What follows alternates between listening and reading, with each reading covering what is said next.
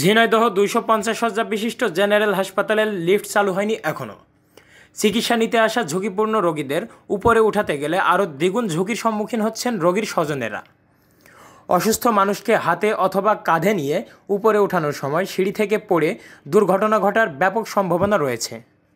তারপরও সুস্থতার আশায় স্বজনের কাঁধে করেই উপরে উঠছেন ঝিনাইদহ সদর হাসপাতালে চিকিৎসার জন্য আসা ঝুঁকিপূর্ণ রোগীরা। এভাবেই তাদের পাড়ি দিতে হচ্ছে 4 তলা, 5 তলা অথবা 6 তলায়। বিস্তারিত থাকছে চ্যানেল ঝিনুকের তথ্য প্রতিবেদনে।